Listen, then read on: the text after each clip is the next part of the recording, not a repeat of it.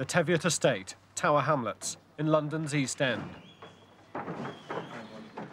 Today, a family are moving, but they're not moving by choice. The family are Bengali, and for them, life on this estate has become unbearable. Mr. Tawhid Ali, his wife and children have been subjected to persistent racial harassment, grounds now under council policy for rehousing. In effect, they're being evacuated. The Ali case is not an isolated one. On this estate over the last year, there's been a total of 46 attacks. Injuries and hospital treatment are set against a background of daily abuse, property damage, attempted arson.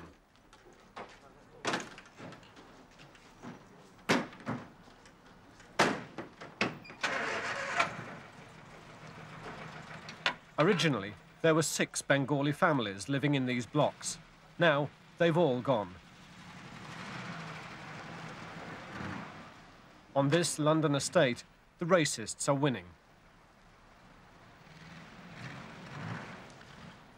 Finding somewhere safe to live, if you're a Bengali in Tower Hamlets, is not easy. The first house Tawhid Ali was offered promised better times, but his optimism was short-lived. The racists had got there first. As well as the graffiti, pigs' trotters nailed to the door, a calculated religious insult for Muslims. The mark of the National Front. A council flat south of the Thames in the borough of Greenwich. Shirley Smith, not her real name, will also now have to move her young family. In her case, the attackers got inside. The first thing that hit me was the graffiti on the wall. After that, there was all the things all over the floor, furniture wrecked. The whole flat is a mess. So, television smashed with a hammer. My clothing and everything is ruined. I've come home and found dogs messed through the letterbox. But nothing to this scale has ever happened before. So it's quite frightening to think that someone can come in and do this. You know, you sort of think, thank God I wasn't in there. The night it happened, we phoned the police and one was here. He was quite sympathetic that morning. And next day I had 2 come round and they didn't seem so bothered. You know, matter of fact, part of our job, we'll do it and get out attitude. And they sort of said, I probably wouldn't hear from them again. You know, that would be the last, unless I had something that I found in the house that didn't belong to me, that needed fingerprinting, you know. And I haven't heard nothing more from them either. You know, I expected a bit more involvement from them, I think, but I sort of don't want to report anything to them anymore because it's like they're not bothered. For fear of further attacks, Shirley Smith wouldn't reveal her identity.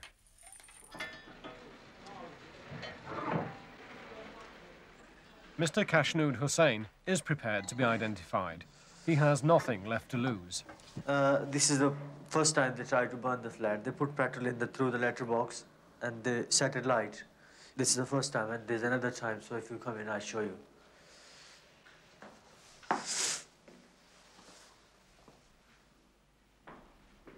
This is northeast London, the borough of Waltham Forest.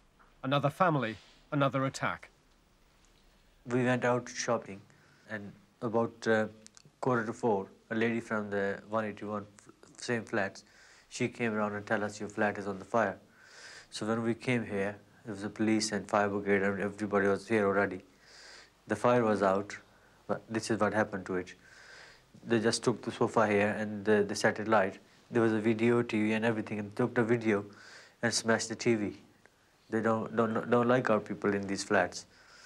It's 2-3 times my car was downstairs in the car park. They smashed the windows, and the same time it happened to about every color people around here. Obviously, I was shocked. When I came here, I couldn't believe it. For 10-15 minutes, this is my flat. I thought I was just dreaming. 2 doors down the corridor live Janet and Jimmy Williams. Last summer, their baby daughter Louisa was shot at. We was on the main road. As we was coming along the curve to cross over the road, a car came around the curve and slowly, you know, followed us behind us. And then we heard a crack and looked back, and by that time the car had had sped off and gone round the next corner. And when we heard the crack, Louisa cried out, and we looked down at her and we saw, well, she was covered in blood, and we saw it was from the side of her head. So we took her out of the buggy, and as soon as we was on the main road, we went to the first shop that was open that had a telephone.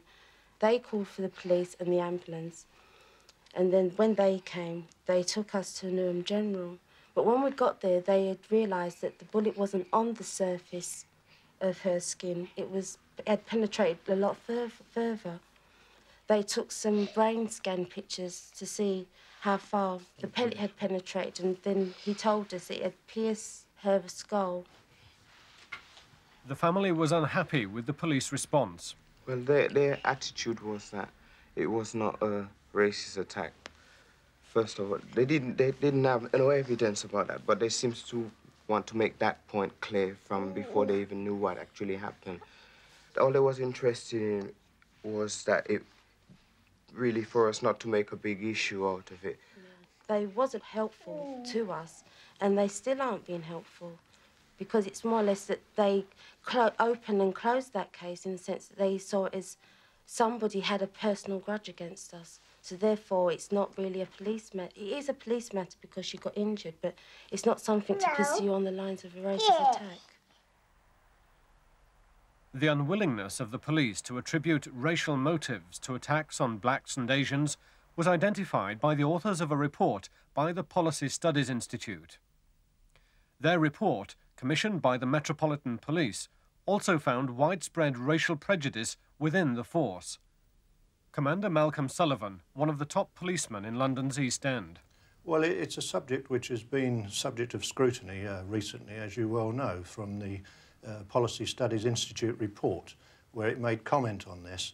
And it's something I take very seriously indeed, that there is no place for this sort of behaviour or that sort of thing in the police service, and we don't want it to affect the way that our officers deal with these incidents on the street. There is loose talk possibly within the police station, which I don't condone at all, but when it's put into practice, it doesn't affect police officers' performance. And every newcomer to this district is seen by me, and I tell him personally what my policy is and what I expect of him. And it takes a concerted effort by all of us, starting from me, to put the thing in the forefront of their minds, to stress all the way through the importance that we all put on this particular problem, which is an insidious problem in our community. Numerically, not very strong, but of course, emotively, it is a very serious problem. The problem is that however sincere Commander Ferguson, and I'm sure Commander Sullivan, his successor, might appear to be, it isn't them that comes down onto estate when a call for help goes out at, say, 8 o'clock at night. It's ordinary police officers who turn up, and in this borough, certainly, the practice or the behaviour of those officers is often very unsympathetic, very inappropriate, and frankly racist. And it doesn't really matter, therefore, what the very senior officers say, particularly when talking to the media. What matters is how the officers behave when they're called out to an incident in the evening by a Bengali family and how they respond to that. And that hasn't improved at all. Vicky Carter's views are based on 3 years' experience as a lawyer with the Community Alliance for Police Accountability. In particular, it advises Bengali families and monitors the police response to racial harassment. Harassment isn't easy to police. I mean, I'm not pretending it's easy to police, but if you just think for a moment, you do not go home at night and live with the fear that your window's going to be put in that night, that there are going to be bangs on the door in the middle of the night, there's going to be nasty stuff shoved through your letterbox, that you're going to be abused, spat at and hit every time you, your wife, your children leave the front door. Now, that's what you're talking about with low-level harassment, and it isn't pleasant. And the fact that people are expected to live with that is appalling. Now, nobody should be expected to live with it, and it can be policed. If, for once, the police acknowledged it was taking place and made a determined effort to respond by turning up, by listening to what the victims were saying, by taking statements, by interviewing or arresting or cautioning the perpetrators, and by stamping down hard then they could do something to prevent its continuation. A winter's night on the Bethnal Green estate. Muhibur Rahman returns home from work under escort. He's unable to enjoy the basic British freedom to go to and from work in peace. He suffered harassment from an established gang that regularly blocked his path and intimidated him on his own estate.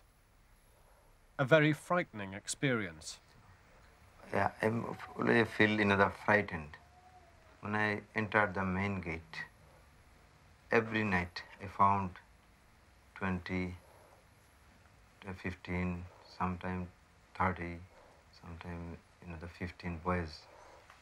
They block the main gate and corridors, and I think they're waiting for me to, the attack. Muhibur Rahman and his daily escort identified members of the gang. Yeah, I told the police so many times. So many times policemen came into my house and I told them. The intimidation inflicted on Mr. Rahman included one serious assault. In this case, the police successfully brought a prosecution for actual bodily harm. But the general level of intimidation is not considered worthy of prosecution if it falls into the category of common assault. Well, at the moment, we don't prosecute cases of common assault, which are very minor incidents where no injury is caused. Of course, that might be a minor incident to us, but in the eyes of the victim, it might be a very serious matter, particularly if it happens more than once. And in the light of this, on a force basis, we are reviewing our whole policy of common assault. There are lots of offences that are committed all the time, and the police have a discretion whether or not to prosecute. Most of the offences, most of the charges brought against people, say, on picket lines or in demonstrations, would be equally suitable in that sort of situation. Threatening words and behaviour, abusive words and behaviour, insulting words and behaviour. The police use that charge all the time in pickets and demonstrations. There's no earthly reason why a similar sort of charge could not be brought against people congregating and threatening Bengali people on an estate.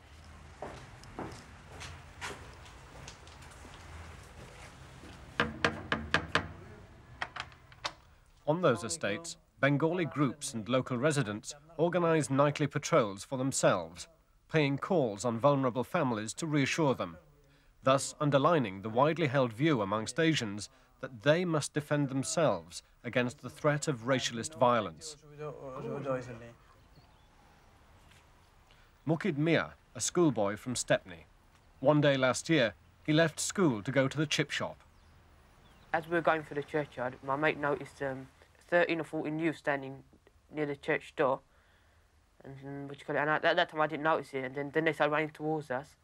Then my friend shouted my name, and then he ran one direction, I ran the other.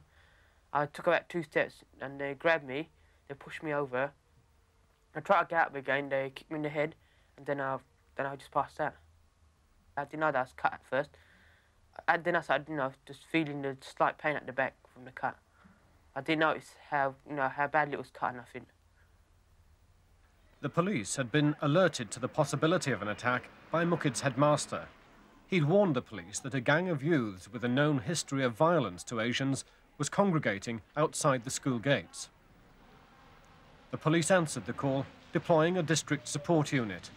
It stayed for a short time, then left. A police presence remained, but the attack occurred shortly afterwards, out of their sight, 200 yards from the school gates. Mukid is scarred for life, wounds that required 26 stitches in all. His mother, Sarah, is still affected by the attack. And when I went to see him in hospital, then I find out how bad he had injury. And I felt shocked and horrified, Mukid. And still I feel I can't find myself his peace. Even if now I talk it, I can't talk about him. Mommy bring. Who gave it to Mommy? Who gave it to me? Sarah works as a primary school assistant. she also knows what it's like to be physically attacked. It happened here 2 years ago. 2 youths accosted her on her way home. First they insulted her, taunted her, then one boy hit her with a piece of wood. The attack was reported to the police. Police came to my house and he said he can't do anything. He said, this is not my job, I can't do anything for you. The police refused to act. Sarah Bibby took out a private prosecution, no easy matter, and successfully got a conviction against a white youth for actual bodily harm. But beyond all that becomes the attitude of the policemen as it turned out, to Mrs. Bibby when she called them for help, when she came up with her injuries, when she told what had happened, said that there were witnesses. None of those witnesses were interviewed by the police. None of the witnesses had statements taken. They were in no position to judge whether there was a case that was winnable in the court or not. They simply made a decision not to take it to court. They didn't, and she did, and she won. But it's just indicative of the way the police behave. They will belittle offences against the black people in this community. The finding was from the investigation that there was an error of judgment by the officers concerned, that they acted unprofessionally and the supervision wasn't all that it should have been. And as far as I'm concerned, that was a very serious matter indeed, and I don't think that we performed then as we should do and as I would expect my officers to perform. And certainly at the end of the day, Mrs. Bibby received a letter of apology from the Deputy Commissioner stressing how we felt about the matter. Mrs. Bibby's complaint has been upheld by the Police Complaints Board. The police stress the case is something that happened in the past. They emphasise that racial attacks have recently been placed amongst the Met's top priorities for 1985. Very recently, the last few weeks, a restructuring of the force was announced by the Commissioner, and one of the purposes of this restructuring is to bring the police closer to the community, and that will now be planned and will take place over the next 18 months or 2 years. And at the end of the day, the Commissioner is very hopeful that in fact it will bring us even closer to the community and make us even more effective. Overall responsibility for policing racial attacks rests with A7 branch at Scotland Yard. Their last strategy encouraged better record-keeping of racial incidents and better investigation and follow-up of individual cases. We obtained the official police records for racial attacks for one London district. They reveal the size of the problem. This column shows whether or not there was an arrest. The answer in each case, no. For this area, last year, 84 recorded incidents, just 6 arrests. Take just one entry, the 7th of October. These are the people behind the statistics. Mrs. Channan Devi, she and her daughter exiled from their own home after repeated attacks. But she returned to her flat with us to describe what's been happening. What can we do? Where can we go? If we stay at my daughter's house, it is too small. They have a family too, and there's not enough room for us all to sleep there. It's very difficult. The youths threw fireworks and burnt our curtains. They annoy us all the time. Ever since we arrived, we have been having this trouble. If they break a window today and we repair it, they smash it again the next week. We have a lot of trouble. There is a group of lads who hang around and shout insults at us. One night we were sitting here. Outside there was a great deal of noise and we didn't know what was going on. Suddenly our window smashed and this pipe came flying through. Like this. We narrowly escaped injury.